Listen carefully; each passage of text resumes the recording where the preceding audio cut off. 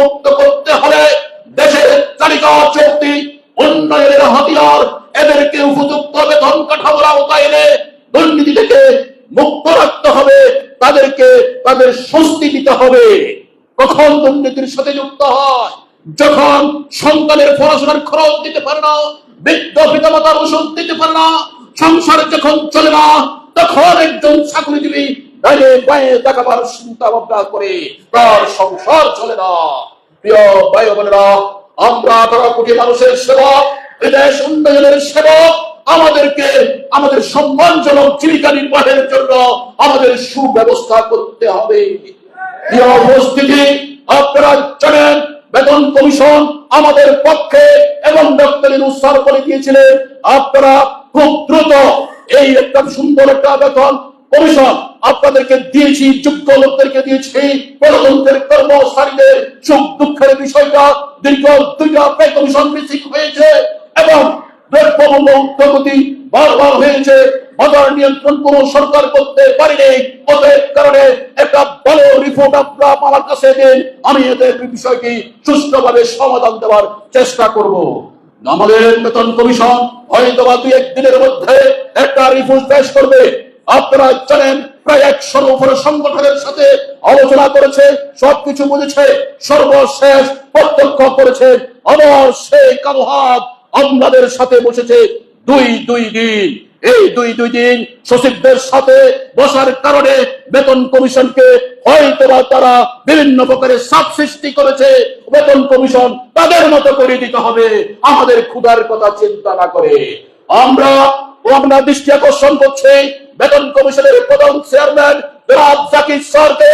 Zakir sir, সচিবদের কথা শোনা যাবে না, শুনতে হবে দুঃখী কর্মচারীদের কথা, তাদের জীবন মান নির্ণয় করে আপনি বেতন কমিশন নির্ধারণ করবে।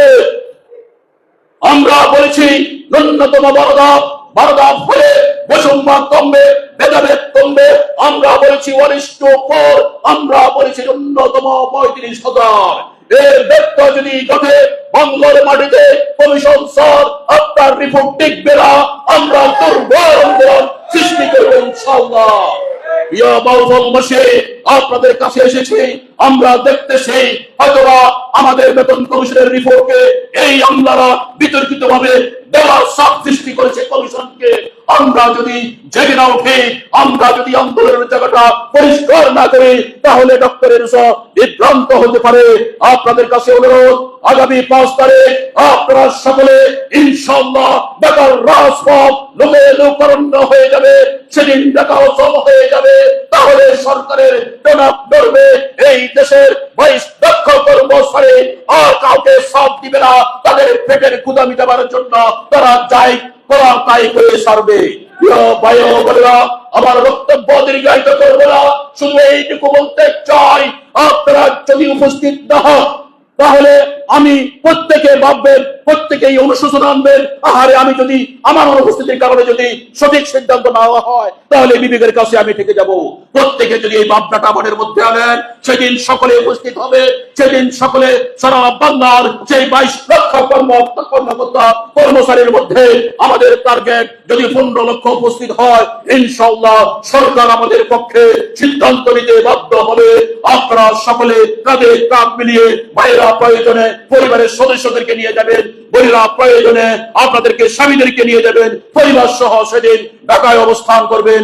ইনশাআল্লাহ আমাদের বিজয় সুনিশ্চিত। সবাইকে আহ্বান করে আজকের এইখানে সুযোগ করে দেওয়ার জন্য কৃতজ্ঞতা জানিয়ে, সবাইকে ধন্যবাদ জানিয়ে ঢাকার রাজপথে 5 তারিখ উপস্থিত থাকার দাওয়াত দিয়ে আমার বক্তব্য শেষ করছি। সবাইকে ধন্যবাদ। আসসালাম।